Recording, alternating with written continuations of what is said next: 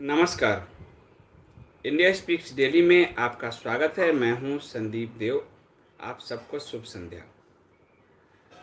आज के महाभारत में आप सबने अभिमन्यु का वध देखा होगा, पर अभिमन्यु को लेकर जो कहानी है वो सनातन समाजीकरण का एक बेजोड़ उदाहरण है। अभिमन्यु अर्जुन और सुभद्रा का पुत्र था और मात्र 15-16 साल में वो इस पृथ्वी से चले गए। जब सुभद्रा और अर्जुन का विवाह हुआ और अभिमन्यु जब गर्भ में था, उनकी माँ गर्भावस्था में थी और अभिमन्यु गर्भ में था, तो अर्जुन ने उन्हें चक्रव्यूह तोड़ने की कहानी सुनाई थी। चक्रव्यूह तोड़ने की कहानी जो उनकी माँ सुन रही थी गर्भ में, अभिमन्यु भी उसे सुन रहे थे। लेकिन सुभद्रा को नींद आ गई और इसलिए अभिमन्यु चक्रव्यूह से बाहर निकलने का रास्ता नहीं जानते थे। महाभारत के युद्ध के 13वें दिन जब देवांग जी बहुत धन्यवाद, जब गुरु द्रोण ने युधिष्ठिर को बंदी बनाने के लिए चक्रव्यूह की रचना की, तब उस सेना में 2.5 लोग ही चक्रव्यूह तोड़ना जानते थे। एक वासुदेव कृष्ण, दूसरे अर्जुन और तीसरे अभिमन्यु, जो प्रवेश करना जानते थे, बाहर निकलना नहीं जानते थे। और अर्जुन को जो है सुशर्मा उस मैदान से बाहर ले गया और अभिमन्यु को जाना पड़ा। अभिमन्यु ने द्वार तो सारे तोड़े, पर उससे निकलने का रास्ता वो नहीं जानते थे और आखिरी द्वार पर सारे महारथियों ने मिलकर उनका वध कर दिया। पर इस कथा का जो सबसे मार्मिक प्रसंग है वो ये है कि यदि गर्भावस्था में माता पिता किस तरह से व्यवहार करते हैं, वो गर्भ में स्थित संतान पर उसका संस्कार पड़ता है। अर्जुन एक कथा कहते चले जाते हैं, लेकिन सुभद्रा सो जाती है। और जो गर्भ में बच्चा जिस माँ की सांस से सांस लेता है, जिस माँ के आहार से आहार ग्रहण करता है, उस माँ की निद्रा और तंद्रा सब कुछ का उस बच्चे पर असर होता है। और इसलिए जब माँ सो जाती है तो बच्चा भी सो जाता है। माँ जब जग जाती है, बच्चा जग जाता है। और माँ बाहरी दुनिया में जो सब करती है, बच्चे पर इसका प्रभाव पड़ता है। और ये एक उदाहरण नहीं है, अष्टावक्र का भी उदाहरण आता है कि अष्टावक्र तो गर्व से खिलखिलाकर हंस पड़े थे जब उनके पांडित्य और ज्ञान से परिपूर्ण पिता ने कि जब बात सुनी तो उन्होंने कहा कि क्या कचरा सुना रहे हो, ज्ञान तो अनुभव से आता है, आपने तो शास्त्र रट ली है। और इसीलिए उनके पिता उनको श्राप देते हैं कि तू गर्भ से जब इतना ज़्यादा उत्पात कर रहा है तो जा तू सारे अंगों से टेढ़ा मेढ़ा पैदा हो, जिसकी वजह से अष्टावक्र जो है वेदव्यास, कृष्ण द्वैपायन वेदव्यास पूरे ज्ञान के साथ पैदा हुए। आधुनिक काल में तुलसीदास दांतों के साथ पूरा पैदा हुए। कहने का तात्पर्य है कि समाज शास्त्र में एक टर्म है, टर्मिनोलॉजी है, सोशलाइजेशन, समाजीकरण। और उस समाजीकरण का जो प्राथमिक सदस्य है वो माँ है। बच्चा 7 से 9 साल तक जो आप सीखता है, गर्भ से लेकर और 9 साल तक, वो उस प्राथमिक संपर्क में ही सीखता है। और इसीलिए माँ बाप का आचरण कैसा हो, गर्भधारण कैसे हो, इसकी पूरी व्याख्या आपको गरुड़ पुराण में मिल जाती है। अगर गरुड़ पुराण आपने पढ़ा हो तो आपको गर्भधारण से लेकर पिता माता के संबंध से लेकर पूरी यात्रा जो है, ताकि जो गर्भ में बच्चा है उसके सोशलाइजेशन की प्रक्रिया उसी वक्त से शुरू हो जाए। और आहार विहार सबका बड़ा ध्यान दिया गया है। आजकल नारीवाद का झंडा बुलंद है और नारीवाद के झंडे में आप देखेंगे गर्भावस्था में मां सिगरेट भी पी रही है, शराब भी पी रही है, पिता सिगरेट का धुआं भी घर में ला रहा है, शराब भी पी रहा है, कंप्यूटर पे बैठा हुआ है, गेम खेल रहा है, चीख चिल्ला रहे हैं पति पत्नी एक दूसरे पर। तो जब आप कहते हैं कि उस समय क्या मतलब आपको उस विद्या का कोई ज्ञान नहीं है, वास्तव में आप खुद को ही धीरे धीरे डाइल्यूट करते हुए उस परंपरा से, और आप इस स्तर पे पहुंचे हैं कि जहां बच्चे का जन्म एक उत्सव नहीं है, एक इशू है। लोग कहते हैं इशू है, और जब वो इशू हो जाता है तो सोशलाइजेशन की पूरी प्रक्रिया खंडित हो जाती है। देखा जाए तो माता जो सो गई वो अभिमन्यु की मृत्यु का एक बहुत बड़ा कारण था। ये शिक्षा है महाभारत से हमें मिलती है कि माता सो गई इसलिए अभिमन्यु आधा ज्ञान ही समझ पाया। कलयुग की माताएं तो पूरी तरह से सोई हैं। और समानता की जो ये होर लगी है, स्त्रियां जो उच्च हैं, जो पृथ्वी हैं, जो प्रकृति हैं, जो गर्भ धारण करती है, कोई किसी पुरुष में इतना सामर्थ्य नहीं है कि वो 9 महीने गर्भ धारण तो छोड़िए, छोटे बच्चे का जो वो सूसू पेशाब करे उस बिस्तर पर वो सो जाए, पुरुष तो भागता फिरेगा। वो स्त्रियों को समानता का जो ये मार्क्सवादी फिलॉसफी है, उसने ऊंचाई पे जो थी उसको धीरे धीरे अधोगति की ओर अग्रसर कर दिया।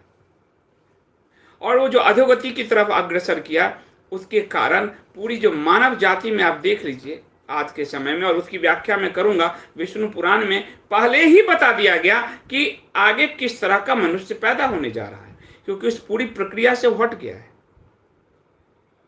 बचपन का एक दिन उदाहरण भी दिया था। बचपन की कविता आज भी आपको याद होगी, पर जवानी और युवा अवस्था में पढ़ी हुई कविता एकदम याद नहीं होगी, क्योंकि सोशलाइजेशन की का वो प्रोसेस है। कहते हैं 7 साल तक बच्चा जो सीख लेता है वो पूरी जिंदगी उसको याद रहती है। पर यहां तो 7 साल तक बच्चे क्या सीख रहे हैं? कृच में पल रहे हैं। आप सोचकर देखिए कि कृच का बच्चा मानवता को क्या देगा।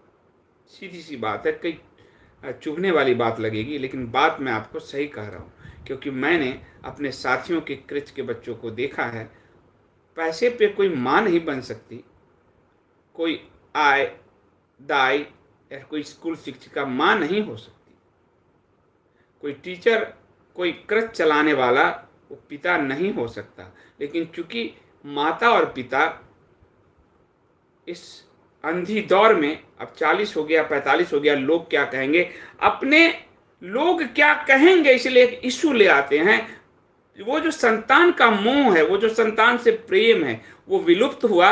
इसीलिए जब बुढ़ापा होता है तो संतान भी अपनी पत्नियों के साथ मिलकर माँ बाप को बाहर कर देते हैं, गेट आउट, क्योंकि ये पूरी प्रक्रिया से चला आ रहा है।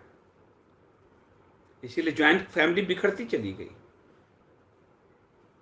महाभारत कितना बड़ा उदाहरण है कि एक पत्नी और 5 पति, कभी भी आपस में द्वेष नहीं हुआ। ज्वाइंट फैमिली का उदाहरण है रामायण कि बड़े भाई वन गए तो छोटा भाई जो भरत है वो भी वन में रहा, नंदीग्राम में रहे। पर आज तो भूमि के छोटे छोटे टुकड़ों के लिए लड़ाइयां हो रही है।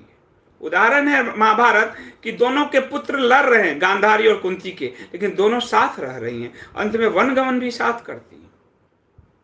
पर आज तो एक दूसरे को मारने के लिए जो यात्रा चल रही है। इसलिए सोशलाइजेशन एक बहुत बड़ी प्रक्रिया है। आप क्या होंगे ये गर्भ से तय होने लगता है। क्या वजह है कि एक समुदाय जहां पर आपस में ही विवाह हो रहे हैं, क्या जेनेटिकल बीमारियां क्यों ट्रांसफर होती है? अगर गर्भ का इतना महत्व नहीं होता तो वो जेनेटिकल बीमारियां एक खास समुदाय में क्यों ट्रांसफर होती है? और क्यों हमारे ऋषि मुनि ने सगोत्र विवाह मना कर दिया?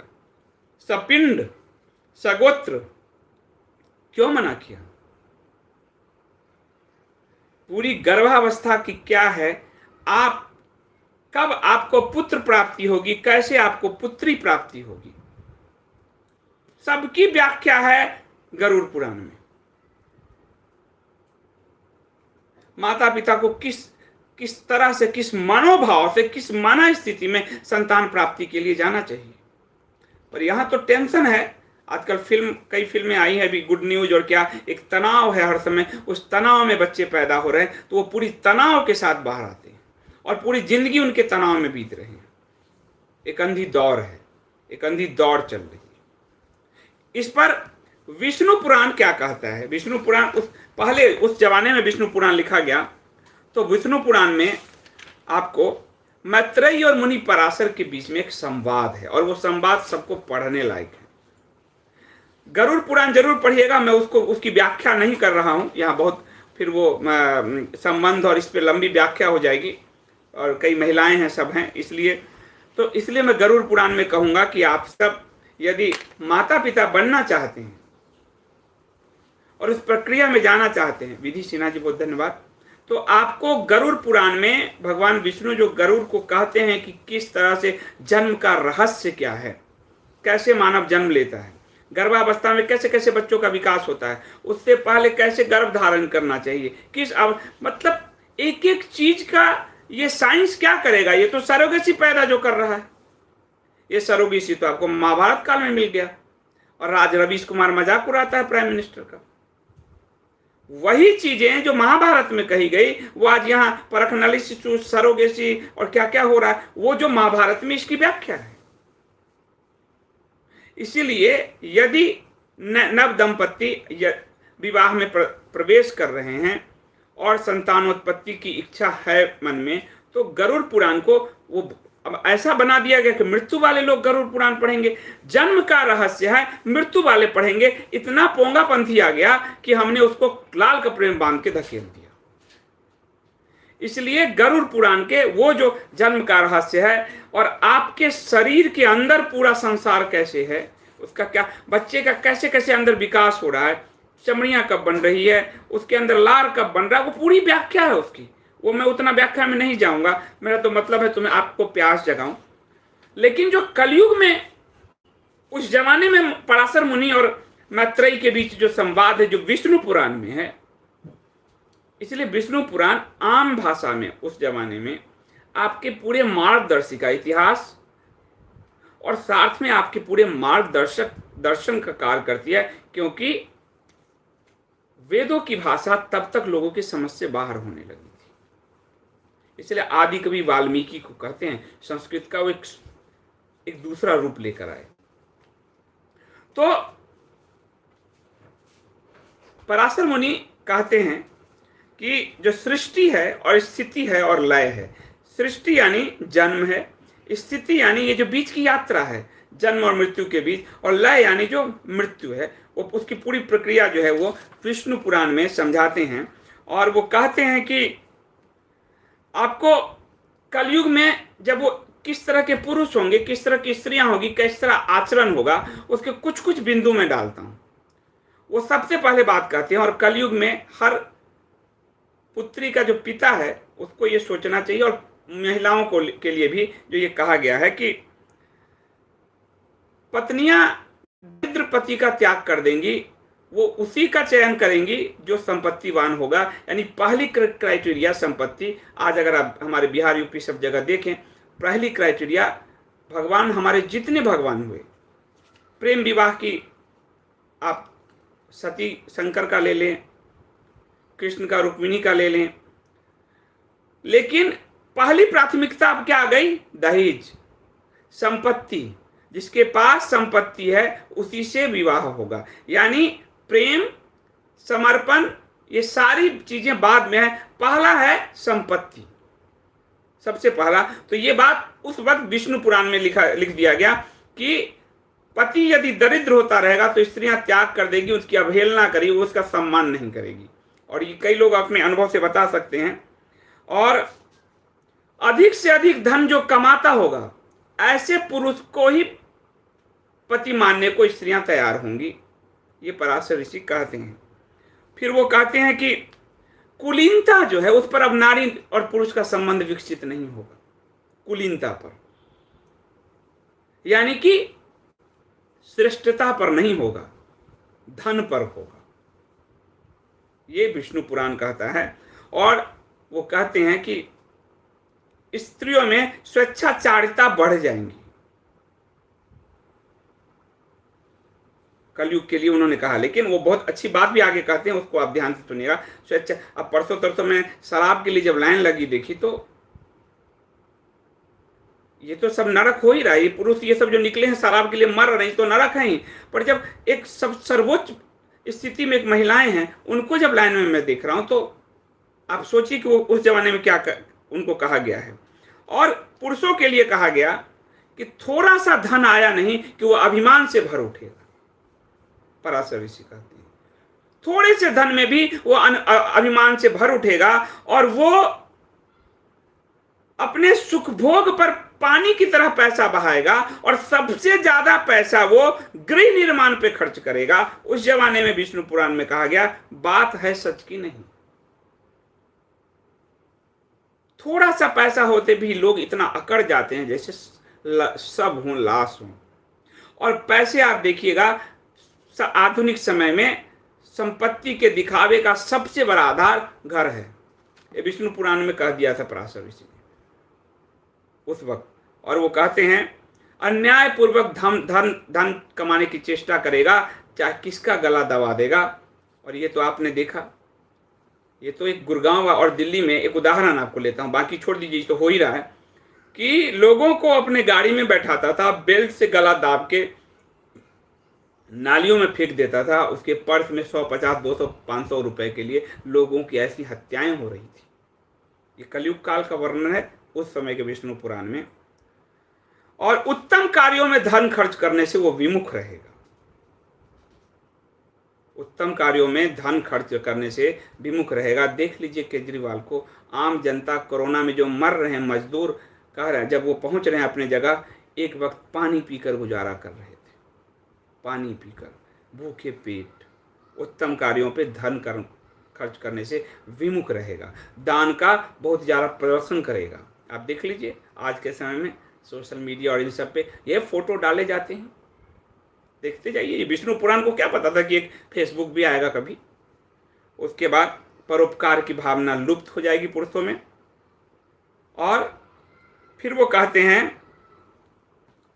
कि ये स्थिति आएगी कि स्त्रियां पति और बुजुर्गों के आदेश का पालन नहीं करेंगी।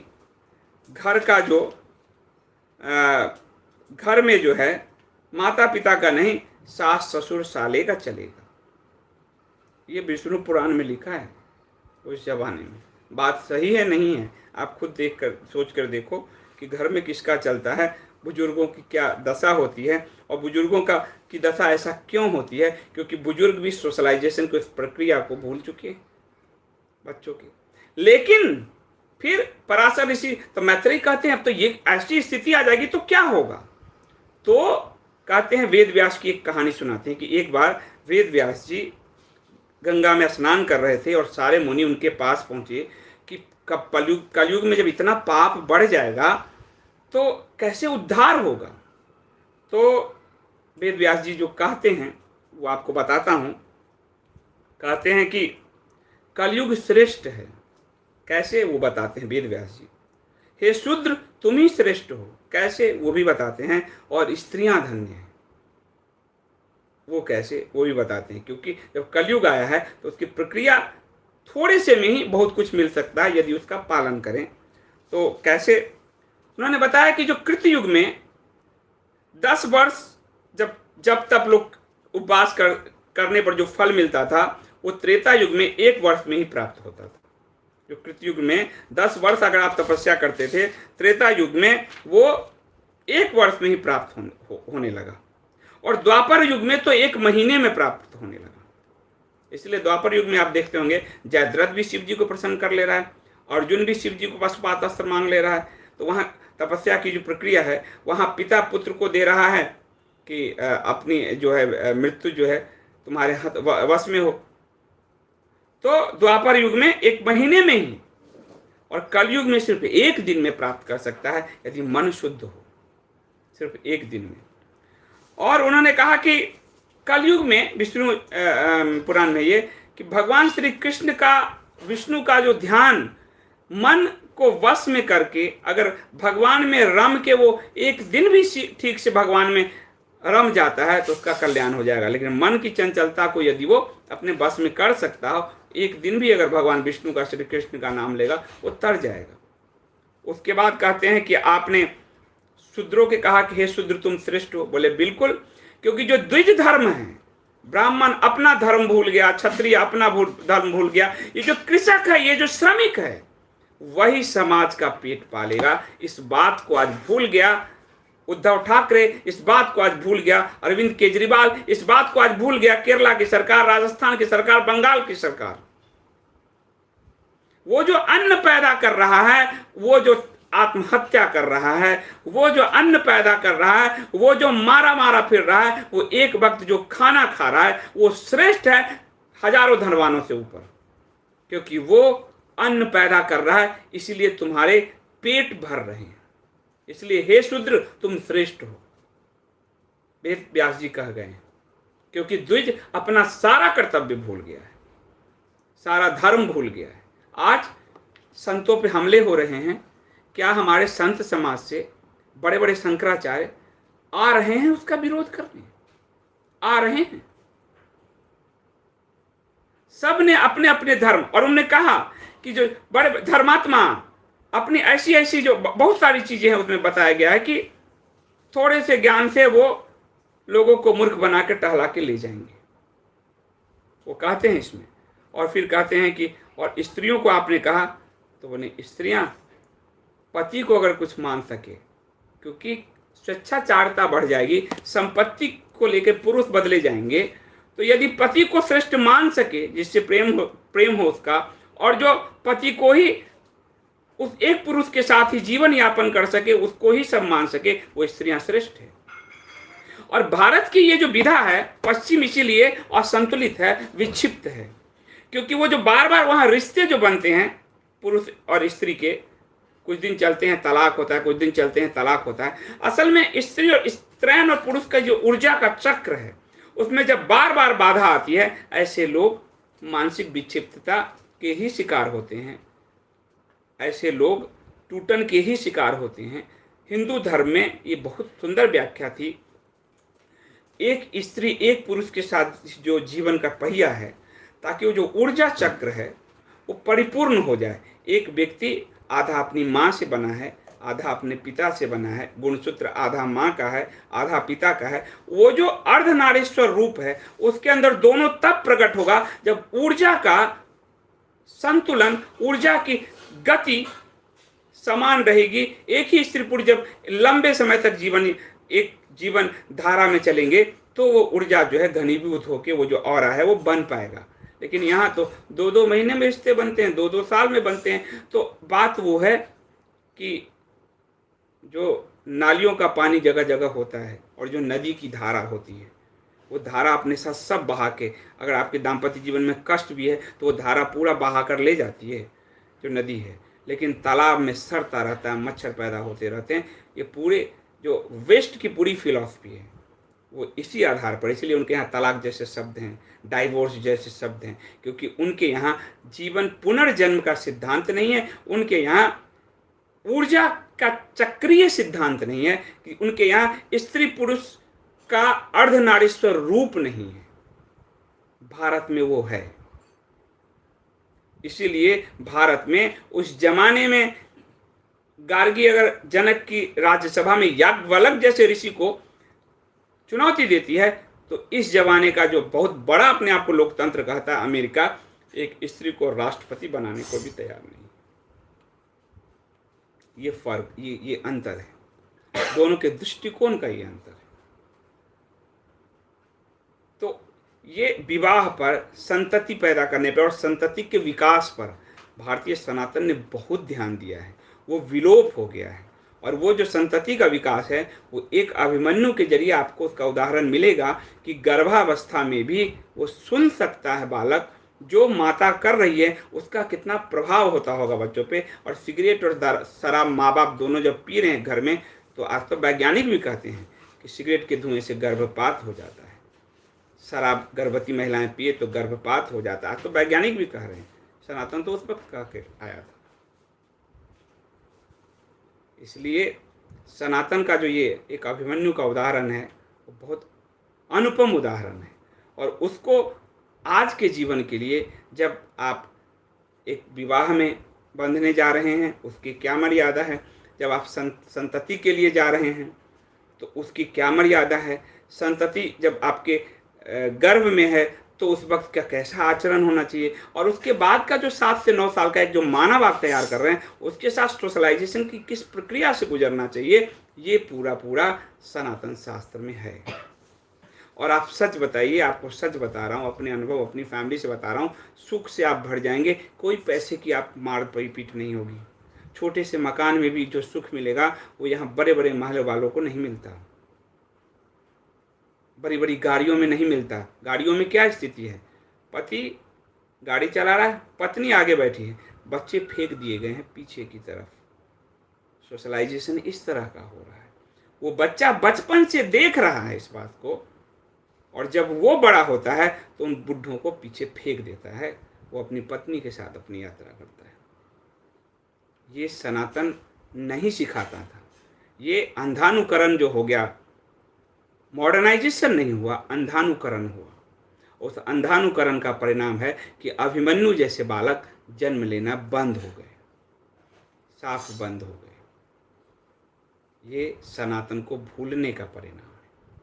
तो महाभारत के आज की जो कथा में थी, उस कथा में अर्जुन अभिमन्यु वध पे तो सब ठहर गए, आंखें गीली हो गई, पर असली वजह जो थी सोशलाइजेशन, कि माँ के गर्भ से अगर चक्रव्यूह तोड़ना जानता है तो एक माँ जब सो जाए तो बच्चा कल को वध की स्थिति में पहुंच जाता है, उसका वध हो सकता है। ये दो ही उसका उस ज्ञान का मूल था कि माँ यदि जागृत है तो बच्चा चक्रव्यूह तोड़ देगा, माँ यदि सुषुप्त हो गई तो बच्चा का वध हो जाएगा। ये इतना बारीक सा ज्ञान था उसमें, पर उस ज्ञान को बस हमने महाभारत देख लिया, थोड़ा रो लिया, थोड़ा ये कर लिया, बस हो गया। उसके पीछे के जो पूरी वैज्ञानिकता है सनातन में, उसको हमने बिसार दिया है। उसको यदि हम मथ पाएँ, थोड़ी सी मथनी करें तो हम जो है माखन निकाल सकते हैं मीठा सा। बहुत बहुत धन्यवाद। कुछ प्रश्न है तो मैं ले लेता हूँ।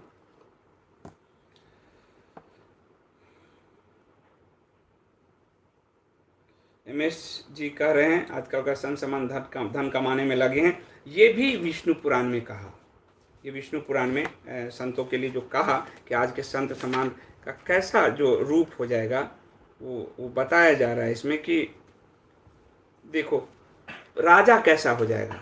सारे देशों का ले लो, अपने देश का नहीं।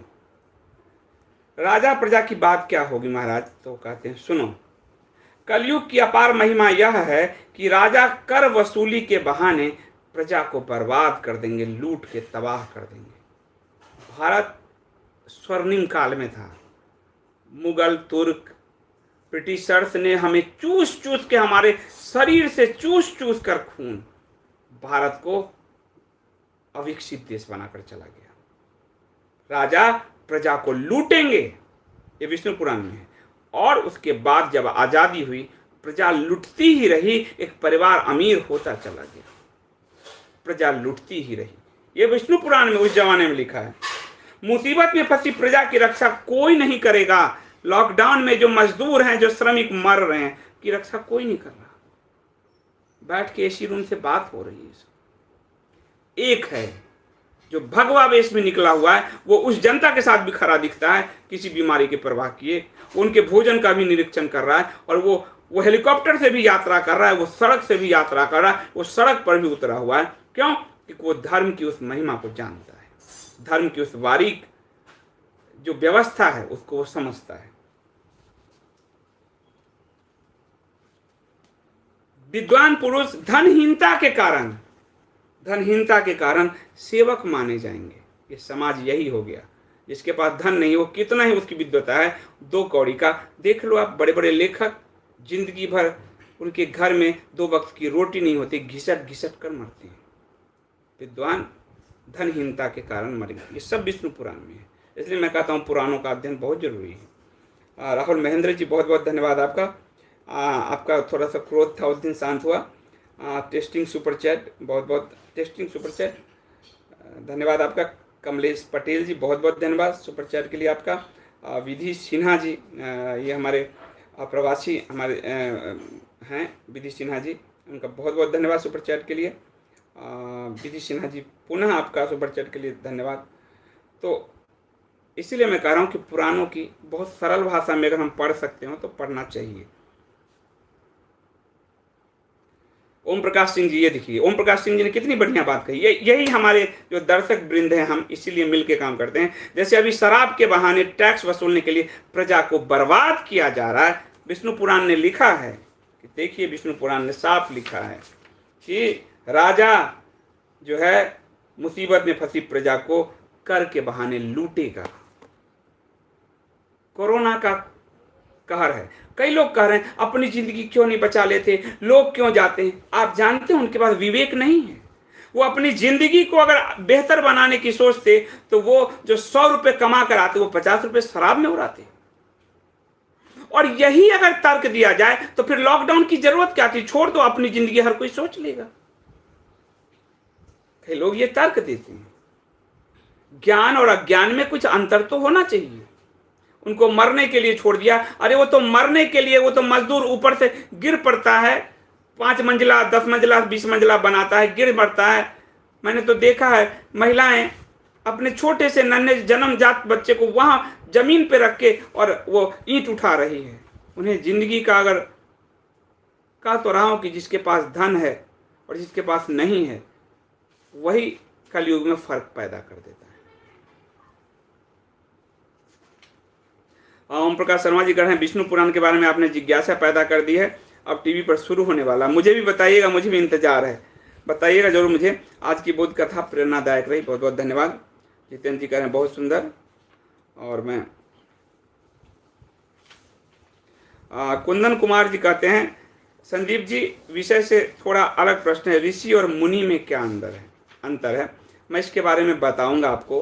पर ऋषि वो है जो अपने शरीर में ही पूरी ब्रह्मांड देख लिया है,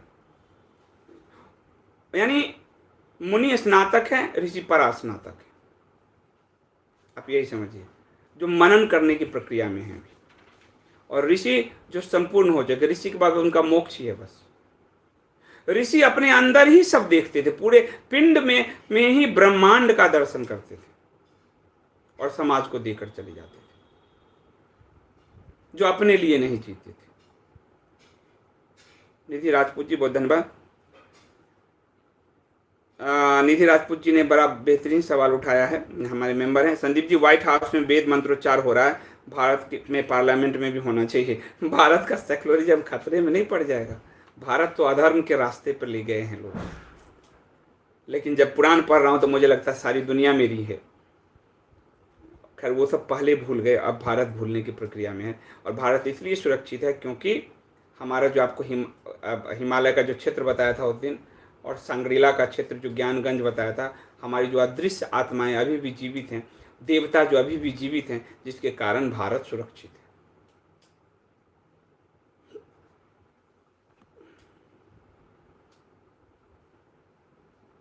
पाठक जी कह रहे हैं कुछ भी 100% ठीक नहीं होता, आप भी नहीं हैं, आपको और रिसर्च करनी चाहिए। पाठक जी आप करें, कुछ भी 100% नहीं होता, ये तो सही बात है। और कोई पूर्ण नहीं होता, मैंने कभी दावा भी नहीं किया है। तो आप आए हैं, मुझे लगता है आपको करना चाहिए। और अगर आप और अच्छा मार्गदर्शन लोगों का कर सके तो आप इस पे कमेंट के जरिए ही करें, आपका हमेशा स्वागत है। अरुणा कलिता जी बहुत धन्यवाद। Do tell stories of Swami Vivekananda, उनका भी मैं कहूँगा कभी। इसके गुप्ता जी कह रहे हैं कलयुग का अंत कब होगा। संदीप जी कल के अवतार होने के बाद ही होगा, वो लंबा काल है अभी। उस कभी उनके काल गणना पे भी मैं आऊँगा अभी किसी दिन। संदीप जी जयद्रथ का सर उसका पिता के पास पड़ा, फिर धमाका हुआ, पिताजी भी मर गए, ये कहानी क्या है। वो एक श्राप की कहानी है। वो उन्होंने अपने बेटे को भी भीष्म बनाना चाहा था कि इच्छा मृत्यु हो, तो इसलिए जो भी कोई मारेगा तो वो और जो भी मारेगा एक तरह से जयद्रथ को, वो मर जाएगा।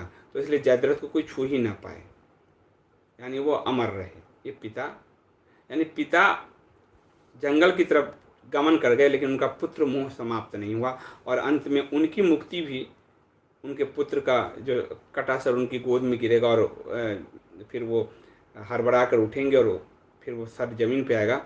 उनकी मुक्ति भी इसी में थी कि एक मोह का एक हाथी निकल गया था और पूंछ फंसा हुआ था। वो मोह की से उनकी मुक्ति जो है, मुक्ति की यात्रा उनकी होगी। जितेंद्र बोरा जी बहुत धन्यवाद। अग्निहोत्र भी वायरस से बचा सकता है संदीप जी, रिसर्च की जरूरत है। अग्निहोत्र पर हमारे यहाँ एक वीडियो दिया गया है और अग्निहोत्र जो है वातावरण को शुद्ध करता है। अब आपको बताता हूँ कि जहाँ मैं रहता हूँ अपने दिल्ली में, वहाँ से थोड़ी दूर पर एक कॉलोनी है, कुम्हार जाति उधर रहती है, तो वो मिट्टी के काम करती है। तो वो जो शाम को पूरा धुआं होता है, आग होता है, हम आज तक जब इस इलाके में आए, आज तक मच्छर उच्छर की कोई, ये जो डेंगू चिकनगुनिया मलेरिया जो दिल्ली में होता है, हम लोगों को नहीं होता। पहले हम जहाँ रहते थे वहाँ होता था। तो वो जो अग्नि है वो तो वातावरण को शुद्ध करती है, इसमें कोई रिसर्च की ज़रूरत नहीं हो। अग्नि तो सबको शुद्ध कर देती है, सब कुछ परिशुद्ध हो जाता है अग्नि में। सर पाप करने वाले लाखों साल भटकता है, फिर भी जनसंख्या बढ़ते जा रहे हैं, तो पशु तो भी तो जन्म लेते जा रहे हैं। भूत प्रेत पशु बाधा चमगादड़ सब जन्म तो ले ही रहे हैं।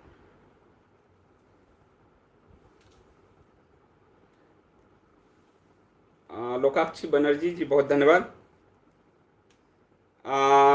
वो कह रहे हैं संदीप जी नमस्कार, गर्भ संस्कार की प्रथा फिर से चलन में आना चाहिए। बिल्कुल आना चाहिए, पर वो कौन करेगा, यही बात है। वो कौन करेगा, कहाँ से कोई और करे। इससे अच्छा है कि स्त्री पुरुष को जो विवाह की संस्था में जब वो प्रवेश करते हैं तो गरुड़ पुराण, कोई मरने के समय पढ़ने की जरूरत नहीं, गरुड़ पुराण से उस पूरी प्रक्रिया को समझ लें। भगवान गरुड़ को विष्णु जी समझाते हैं, तो वो करें। और ये पति पत्नी का ही के बीच का ही मामला है, इसलिए अगर दोनों मिलके उसको पढ़ें और उसको अपने जीवन में लागू करें, किसी भी संस्था की, किसी गुरु और किसी की ज़रूरत नहीं है। और बहुत सिंपल प्रक्रिया है जिसका पालन करना, वो आचरण की शुद्धता है। पुराण हिंदी में उपलब्ध हैं क्या? यदि हाँ तो कहाँ मिलेंगे? अयांश सिन्हा पूछ रहे हैं। अयांश सिन्हा जी वो गीता प्रेस में भी मिल जाएंगे आपको, गीता प्रेस पुराण सारे छापते हैं। तो मुझे लगता है इसको मैं अब समाप्त करता हूँ। आप सबको रमन राणा जी हमारे मेंबर हैं, वो पूछ रहे हैं नमस्कार सर जी, काफ़ी दिनों बाद आज ऑनलाइन सुन रहा हूँ। चलिए बहुत बहुत स्वागत आपका। तो और कोई हमारे देख लो,